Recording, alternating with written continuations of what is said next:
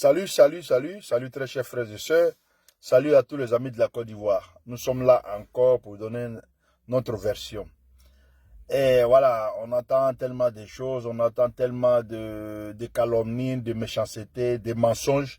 Voilà, nous sommes venus donner en tout cas apporter notre petite contribution à l'édification de cette démocratie, cette jeune démocratie en Côte d'Ivoire. On est quand même surpris que Laurent Gbagbo aussi donne bilan.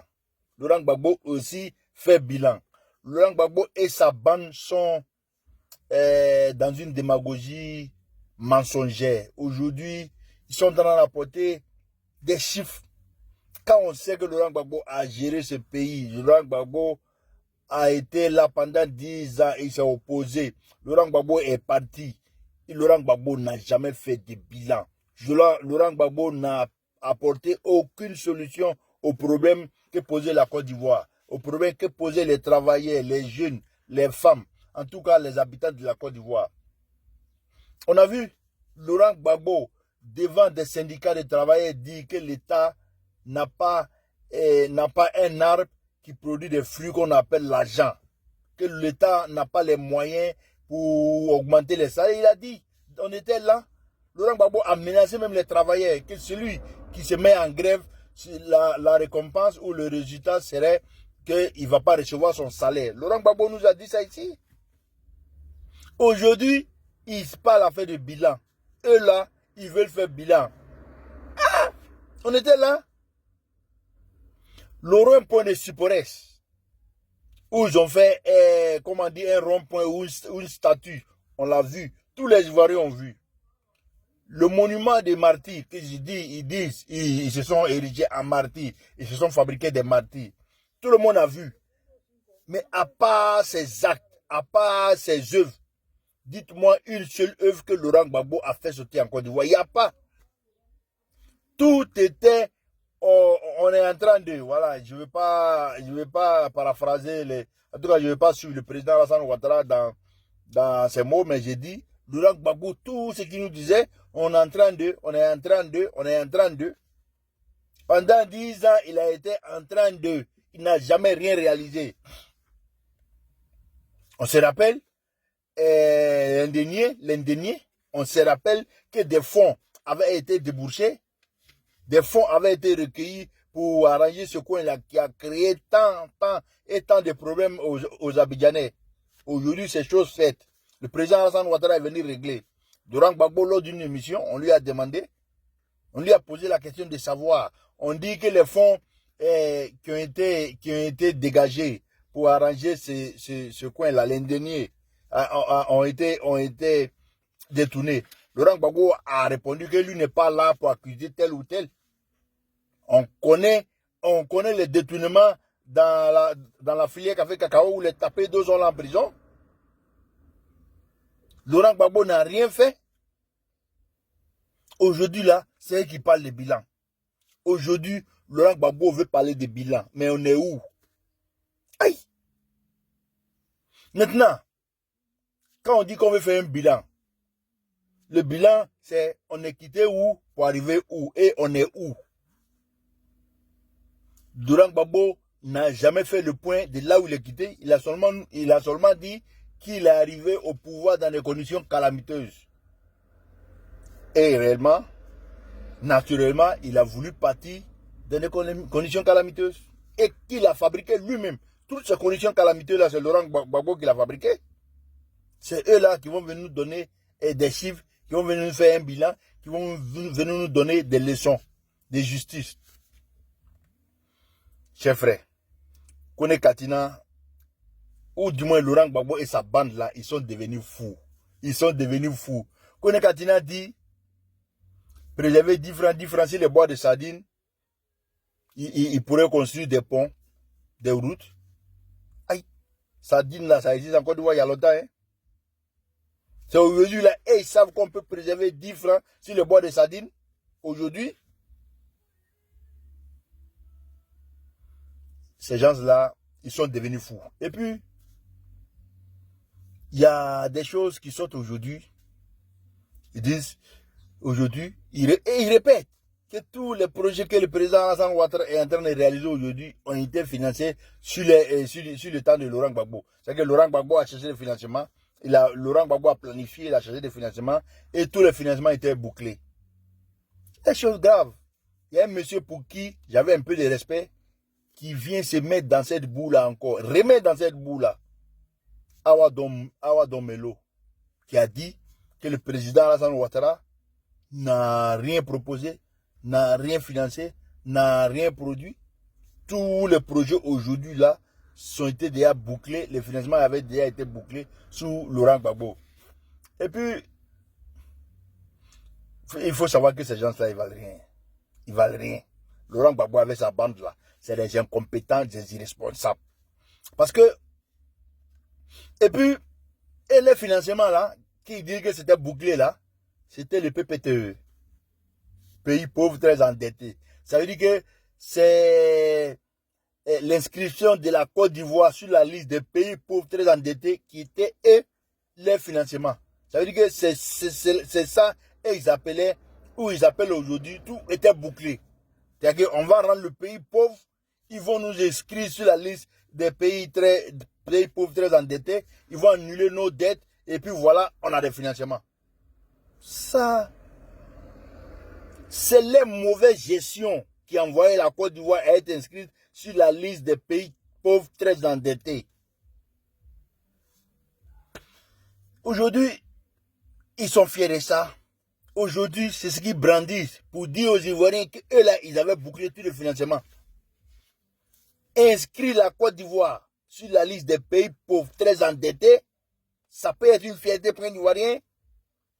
Il faut être vraiment Laurent Gbagbo et sa bande irresponsable pour brandir ça comme boucler le financement. Comme boucler les financements.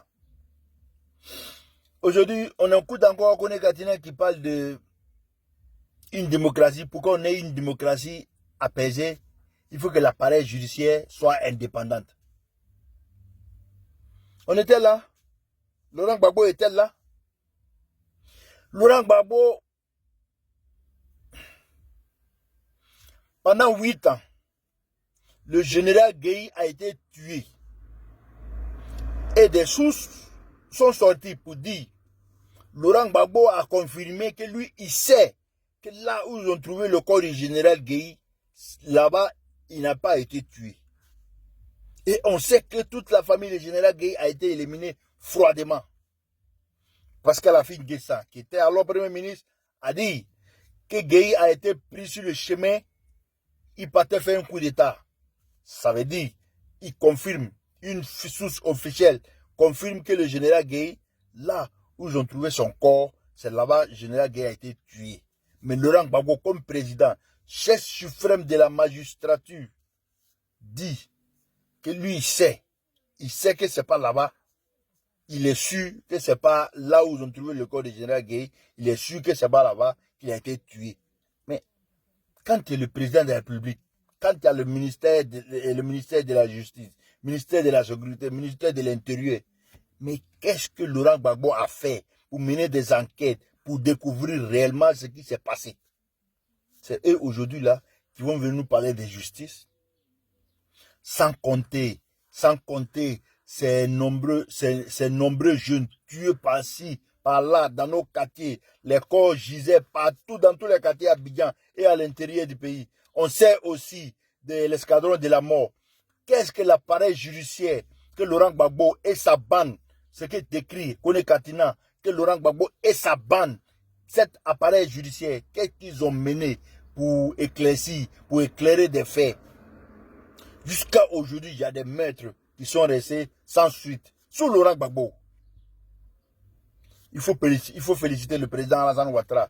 Aujourd'hui, qui donne la possibilité à ses opposants irresponsables, à ces Kone Katina, à ces griots-là, de venir mentir sur nos plateaux. D'abord, quand vous regardez le plateau de la RTI et de toutes ces chaînes-là qui se sont créées en Côte d'Ivoire, sous l'ère Alassane Ouattara, si vous regardez seulement le plateau, c'est que le montage des plateaux, vous savez aujourd'hui que vous êtes dans un pays sérieux. Faites la comparaison. Prenez le plateau de la RTI aujourd'hui, je dis bien la RTI, la télévision publique. La RTI d'aujourd'hui et la RTI de Laurent Gbagbo. Faites la comparaison des plateaux. Je dis, salut encore le président Alassane Ouattara, qui se prête à ce jeu-là. Sinon, entre Ouattara, la gestion de Ouattara et Laurent Gbagbo, est-ce qu'il y a match? Est-ce qu'on doit même parler même? Laurent Gbagbo, son bilan n'est même pas comparable au bilan de Koumassi, du maire Cissé Bakongo. C'est-à-dire que Laurent Gbagbo, qui a géré tous ces pays-là, tous ces pays qu'il a géré, Laurent Gbagbo, son bilan n'est pas à la hauteur du bilan comment dire, de Cissé Bakongo à Koumassi. Je dis bien, faites les comptes, faites les chiffres. Ils n'ont qu'à venir nous montrer les chiffres. Il n'y a pas match. Laurent Gbagbo lui-même dans sa mandature, il disait, le problème crucial de la Côte d'Ivoire, c'est les routes. Il n'y a pas de routes. Laurent Gbagbo lui disait, il n'y a pas d'école, il n'y a pas de service de santé, il n'y a pas d'eau potable, aucune gestion. Quand on ajoute à cela une guerre sociale, Laurent Gbagbo nous disait, quand tu es président de la République, tu as les yeux pour voir tout, même ceux qui viennent la nuit. Même les services extérieurs vous informent. Mais alors, Laurent Gbagbo même là, il doit être accusé pour haute trahison. Il a refusé de protéger la Côte d'Ivoire. Il a refusé de protéger les Ivoiriens. Il a laissé la Côte d'Ivoire aux mains des rebelles là. Et puis sur un plateau, ce même Kone Katina. Et puis, chose bizarre, il vient avec des documents. Ça veut dire qu'il pense venir avec des chiffres. Où il fabrique ces chiffres-là. Avec qui il consulte pour venir présenter ces chiffres-là mensongers. Parce qu'on sait que c'est mensonge. Sur un plateau, il a dit que la rébellion là, c'est la rébellion du président Alassane Ouattara là. Laurent Gbagbo, on se rappelle, en 2010, pendant les campagnes électorales, Laurent Gbagbo a dit qu'il allait envoyer des preuves qui accablent le président Alassane Ouattara. On a fait le débat. Laurent Gbagbo n'a accusé à aucun moment le président Alassane Ouattara. Soro Guillaume, qui entre guillemets s'est accaparé de cette rébellion-là, Soro Guillaume a confirmé que le président Alassane Ouattara, il ne croit pas, il sait que le président Alassane Ouattara n'a pas financé la rébellion. Le président Alassane Ouattara avait intérêt à financer son parti, le RDR, que de mettre son argent dans une rébellion. Soro Guillaume l'a dit. Laurent Gbagbo, pendant 8 ans, a jeté des paroles en l'air. Ils ont dit plein de choses. Ça n'a jamais été démontré parce qu'il avait l'appareil judiciaire. Il pouvait mener des enquêtes. Les rebelles étaient là. Jusqu'à aujourd'hui, les rebelles sont là. Et puis il l'a dit. Il n'a reçu aucun centime d'un leader politique. Encore moins du président Alassane Ouattara. Il a dit. Donc quand on vient ici des plateaux, faire des affirmations de ces gens-là, j'ai dit soyons responsables, soyons assez responsables, soyons grands, il faut grandir, il faut s'adapter au temps. Et Laurent Gbagbo et sa bande-là, ils sont encore dans des recherches, des repères. Quand on s'est opposé farouchement au président Houphouët-Boigny, quand on s'est opposé comme Laurent Gbagbo l'a fait, quand on est venu gérer le pouvoir, en tout cas, on devait être à mesure d'avoir pris, comment on dit ça, d'avoir appris quelque chose, d'avoir un peu d'expérience. Mais ils n'ont rien appris, ils ne changent pas. Ils sont dans la même démagogie depuis des années. Ils disent rien de bon, ils sont en train de faire des attaques, lancer des attaques sans preuve, des attaques inutiles. Vous savez, Laurent Gbagbo, il sait que, au début il avait dit, ça fait un temps, vous pouvez rechercher les vidéos, Laurent Gbagbo dit, pour se faire entendre, il faut organiser des manifestations. Aujourd'hui, Laurent Gbagbo n'est plus capable d'organiser des manifestations parce qu'ils savent que le peuple ne le suit plus.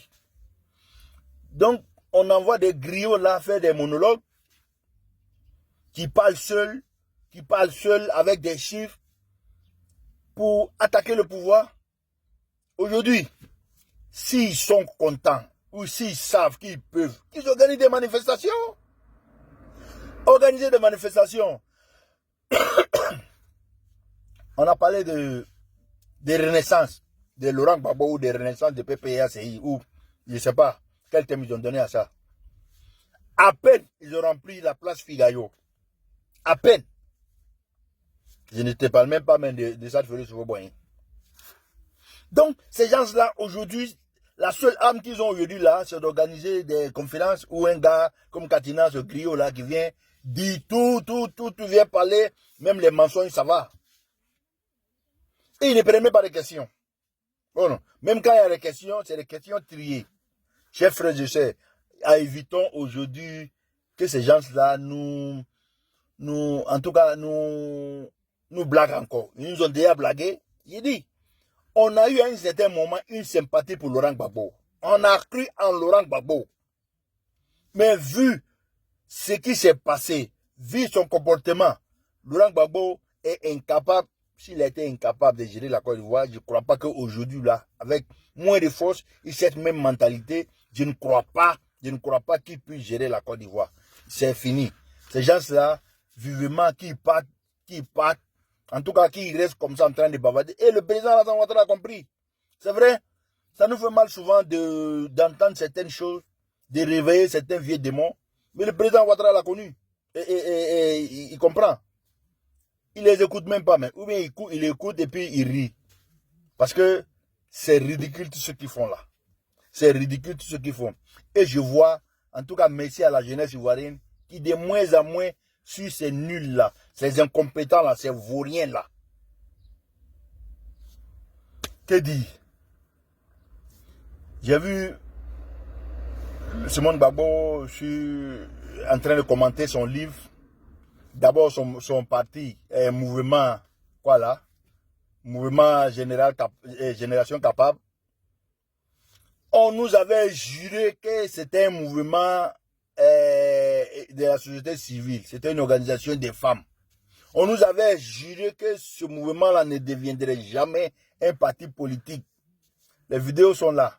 Mais aujourd'hui, là, ils ont transformé ça en parti politique. C'est pas grave. Tout le monde peut venir sur la place publique parce que il y a des financements. Et l'État finance. Ça là, on va payer de nos poches. On va leur donner des subventions. Mais, Simone Gbagbo, dans ce qu'elle elle disait de son livre, parce qu'on lui a interrogé, elle a fait une interview sur son livre, Simone Gbagbo dit qu'elle n'a pas compris. Elle n'a pas compris le degré de haine que les rebelles qui les ont pris là, elle n'a pas compris le degré de haine que ces gens-là portaient à leur égard. On dit, qui sème le vent récolte la tempête. Elle doit comprendre ça. Elle doit comprendre ça. Elle doit savoir que l'Ivoirien d'abord est accueillant. L'Ivoirien est hospitalier. L'Ivoirien est généreux. L'Ivoirien est solidaire.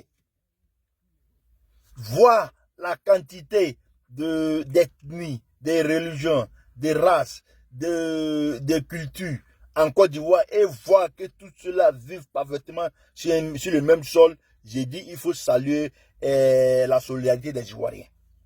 Maintenant, quand Simone Gbagbo, durant son mandat ou mandat de son mari, quand elle-même là, elle calcule tous les actes qu'elle a posés là, ça n'amène pas à créer de la haine contre elle. Elle n'a pas réfléchi. Elle n'a pas réfléchi qu'elle a salué le viol des femmes à l'école de police. À l'école de police, s'il vous plaît. L'école de tous les Ivoiriens. Cette police chargée d'assurer la sécurité de tous les Ivoiriens. C'est là-bas on viole nos femmes. Et Simone Gbagbo a applaudi. Dieu seul sait quel autre acte ils ont applaudi, quel autre acte ils ont encouragé, ils ont posé. Dieu seul sait. Mais quand on vient de faire tout ça, et toi, on vient te prendre, tu penses qu'on va te faire quoi? On va te donner des bises ou des fleurs? C'est ce que tu penses? On pardonne, mais on n'a pas oublié. Simone Gbagbo, Tu sais ce que tu as fait pour créer cette haine-là à ces combattants-là. Tu sais ce que tu as fait? Et nous savons ce que tu as fait. Donc, ne sois pas surprise. Ne pense pas que cette haine-là est tombée ce jour-là du ciel. Non, les actes que tu as posés là, c'est les conséquences des actes que tu as posés. C'est vrai, on peut condamner. Mais on était là, ça s'est passé devant nous. Encore Simone Gbagbo, et puis, chose grave, on lui demande, mais si c'était à refaire, c'est que de la manière dont ils ont géré le pouvoir là, qu'est-ce qu'ils feraient? Elle dit qu'ils allaient faire la même chose. Aïe! Ils allaient faire la même chose. Et le journaliste comme ça lui demande, mais vous ne pensez pas qu'en faisant la même chose, ça allait générer aussi les mêmes réactions? Elle dit, je ne sais pas. Ça veut dire que parmi eux là même là, il y a des gens qui disent, le fou là, ce n'est pas seulement lui qui va manger dans la poubelle. Le fou là, c'est lui qui pose les mêmes actes et entend des résultats différents. Si on a cassé vos gueules, parce que vous avez posé ces actes-là, et toi, Simone Gbagbo, qui était au centre de ces actes-là, tu sais que tout n'a pas été bon. Tu dis que vous alliez reposer les mêmes actes. Donc, on allait casser encore vos gueules. Les gens allaient vous arrêter encore avec de la haine et tu allais t'en plaindre. On est tous d'accord que la gestion du FPI a été chaotique sur tous les plans. Sur le plan social, sur le plan militaire, sur le plan sécuritaire, sur le plan de solidarité, sur le plan économique. Ils ont mis le pays à terre sur tous les plans. Et aujourd'hui, là, ils n'ont aucun remords. Ils viennent dire que eux, là, s'ils arrivaient encore au pouvoir, ils allaient refaire les mêmes choses. Hey, ça, c'est quelle folie, ça. Vraiment, ils sont devenus fous. Ils sont fous, ils sont fous. Ils sont tellement rongés par la haine qu'ils n'arrivent pas à voir la réalité. Et puis, elle dit encore qu'il faut écrire automatiquement. Il faut inscrire automatiquement les gens sur les listes électorales dès leur naissance. Il faut écrire les gens automatiquement. Pardonnez.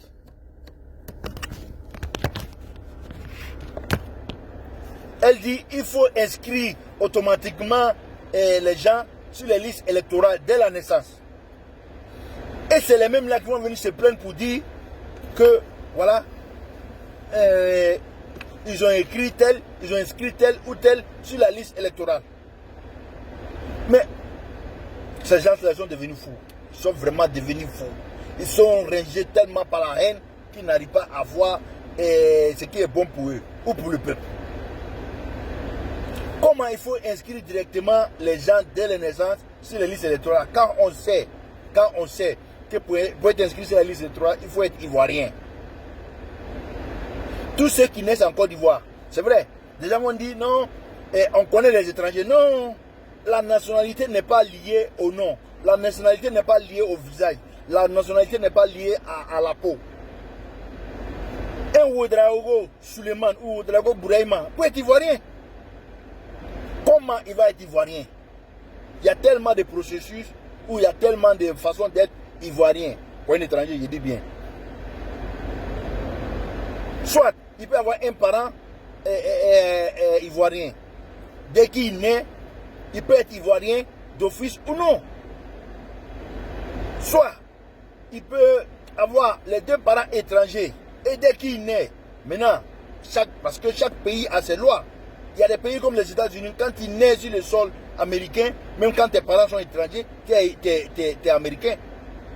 Donc, il y a des nationalités qui sont liées à la naissance. Il y a des nationalités qui sont liées aussi à la naturalisation, à l'adoption. Il y a tellement de liens par la nationalité qu'aujourd'hui, là, on ne peut pas inscrire directement quelqu'un dès sa naissance sur la liste électorale. Ces gens-là, ils ont perdu le contrôle.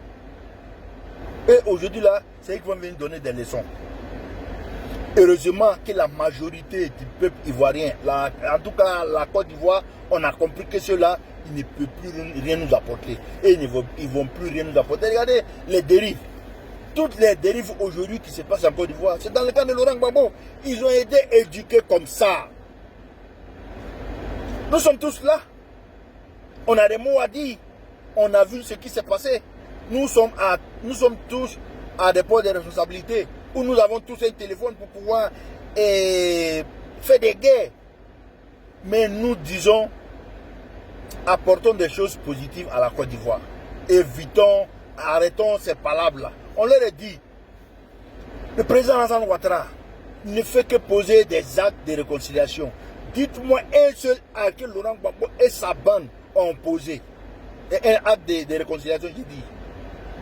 On a vu le débat où on a vu la visite ou la réunion entre les trois grands, où le Benjamin a pris la parole. Il était perdu. Mais dès qu'il sort de là-bas, il s'en va faire un petit discours pour piquer un peu. Mais qu'est-ce qu'il recherche? Comme je dis, heureusement que la majorité des Ivoiriens a compris que cette bande-là d'irresponsables, d'incompétents, de fous qui deviennent de plus en plus fous, n'ont rien apporté à la Côte d'Ivoire. Ils ne peuvent plus rien apporter à la Côte d'Ivoire. Seulement des gros bavards. Parce que quand Kone Katina dit que on peut prélever 10 francs sur le bord des sardines pour construire un pont, je dis voilà, il faut. L'économie, c'est plus que ça. L'économie, c'est pas du jeu. Et ils nous ont démontré. Je ne vais pas finir cette vidéo sans entamer un peu les milliards du président Alassane Ouattara. Chers jeunes, montez vos dossiers. Allez-y là où vous pouvez avoir ces prêts-là. Le président de la République l'a dit. Et Alassane Ouattara, nous, on lui fait confiance. Quand il dit, il fait. Vous voyez tout ce qu'il est en train de faire là. Il avait déjà dit. C'est pourquoi nous le suivons. On a aussi suivi Laurent Gbagbo qui n'a rien dit et c'est pourquoi il n'a rien fait. Laurent Gbagbo nous dit, donnez-moi le pouvoir, je vais vous dire ce que je vais faire. On lui a donné le pouvoir, il ne nous avait rien promis, mais il n'a rien fait. Il n'avait que des gros bavardages, Tout était mauvais. Même au pouvoir, il faisait l'opposition à lui-même. Il dit, il n'y a pas de route. Lui-même, il a dit, regarde, cherchez la vidéo. Il dit, à Beauville, à ici, tu peux pratiquement mettre toute la journée. Si tu as la chance, si tu n'as pas la chance, tu peux même revenir à pied. Il a dit, lui-même, il a dit, de Tébissou à Sakassou, 35 km. Mais tu dois aller faire un tour de 80 km jusqu'à Boaké. Lui-même, il a dit, mais aujourd'hui, c'est chose faite. Le président Alassane Ouattara n'est pas dans le gros discours.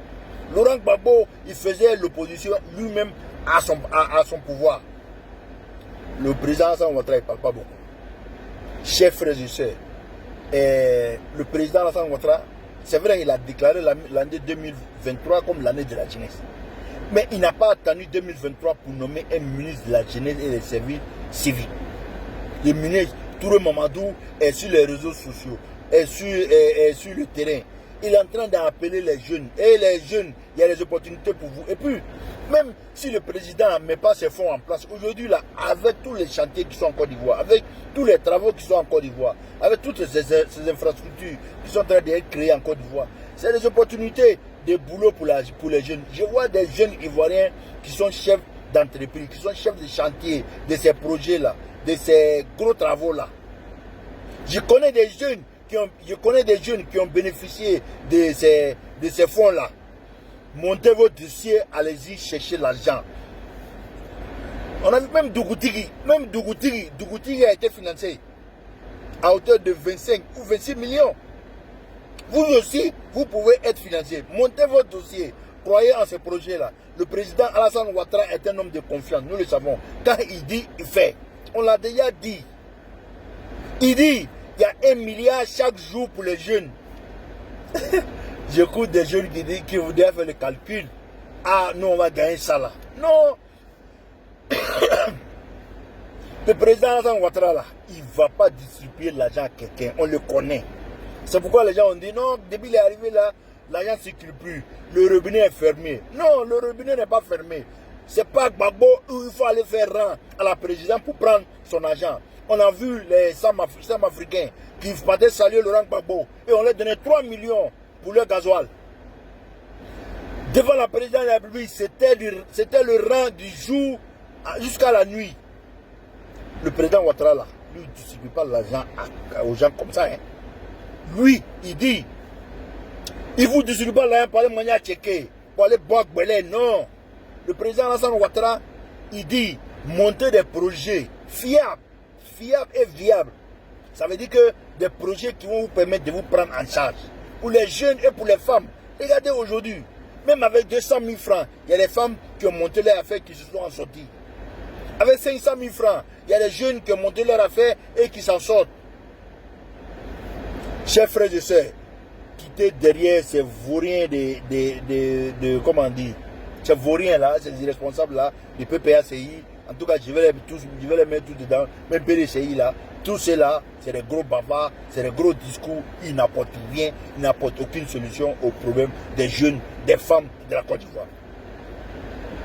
Quand le président Alassane Ouattara dit qu'il y a 1 milliard chaque jour, écoutez bien, c'est pas qu'il y a 1 milliard pour vous distribuer à tous les jeunes chaque jour. Non. Il y a 361 milliards pour cette année 2023 pour financer vos projets. Que ce soit 50 000, que ce soit 200 000, 1 million, 20 millions, 500 000, montez vos projets fiables, qui peut vous... Il y a des projets faciles à monter. Je connais des jeunes qui ont déjà bénéficié de ces projets-là. Je connais des jeunes qui ont déjà été financés par ces fonds de jeunesse, des femmes. Je connais des femmes. Il y a des jeunes à qui on a donné des tricycles là, aujourd'hui, qui font du transport. Il y a des jeunes à qui on a donné ces tricycles là, aujourd'hui, qui s'en sortent. On ne va pas donner de l'argent comme ça. On ne va pas vous donner des espèces. Parce que je connais des gens qui ont déjà fait des calculs. Donc ces calculs-là, ça c'est pour vous. Le président Alassane Ouattara, c'est un gestionnaire. Et voilà. Et puis, chose grave. En tout cas, je voulais pas finir sur cette mauvaise note-là, mais j'ai dit, les Kone Katina là, les bavards, les gros bavards là, ils disent que les projets étaient déjà bouclés, financés. Mais c'est eux aussi qui attaquent le président Alassane Ouattara, qui est en train d'endetter la Côte d'Ivoire. Donc, si c'était des projets qui étaient déjà bouclés, des financements bouclés, où est l'endettement là? Où le président est en train d'endetter? Si lui-même, au président Alassane Ouattara, on ne lui donne rien, si tous les projets qu'il est en train d'exécuter maintenant, si tout était déjà bouclé, donc le président Ouattara n'endette pas la Côte d'Ivoire. Et s'il y a endettement, c'est vous qu'on va l'accuser. Parce que c'est vous qui avez bouclé tous ces dossiers-là. Avec quelles conditions, on ne sait pas. Mais soyons sérieux. Le président Ouattara, on sait aujourd'hui, là, il a démontré sa qualité de président, il a montré sa capacité de gestion, il a montré son leadership. Et parler encore de Ouattara, là, c'est une répétition. Maintenant, comme on dit que la répétition est pédagogique, nous allons faire de la pédagogie. Le président Alassane Ouattara est un homme fier. Monsieur Ouattara, on a vu tout récemment votre voyage au Gabon. Vraiment, c'est une fierté pour tout Ivoirien d'avoir un président comme Alassane Ouattara. Et chers jeunes, profitez de ces projets-là, de ces fonds-là. Chers jeunes, montez vos dossiers, laissez les chiens aboyer là, la caravane doit passer. Laissons ces oiseaux de mauvais augure. Tous ceux qui voient du mal en ce que le président Alassane Ouattara dit, montez vos dossiers, allez-y prendre votre part. Chacun a sa part. Je connais des jeunes, comme j'ai dit, qui ont été financés. Voilà, chers frères et sœurs, l'espoir est permis. Avec le président Alassane Ouattara, la Côte d'Ivoire est sur la bonne voie. On l'a déjà dit, la devise de la Côte d'Ivoire, union et discipline, travail. Dans l'union et dans la discipline, si nous travaillons, nous allons nous en sortir. Aucun peuple ne peut s'en sortir sans travailler. Aucun peuple. Et voilà, le président Ouattara incite les jeunes à travailler. Il ne vient pas pour distribuer des billets de banque aux jeunes. Il vient pour organiser les structures. Il vient pour donner cette base légale, cette base structurelle aux jeunes ivoiriens, aux jeunes qui vivent en Côte d'Ivoire pour monter des projets, pour pouvoir se prendre en charge. Profitez, cet argent-là, c'est pour vous. Ce projet-là, c'est pour vous. Tous ceux qui vont vous décourager, laissez-les à côté, montez vos dossiers, allez-y prendre votre part. Dans l'union, la discipline et le travail, la Côte d'Ivoire avance.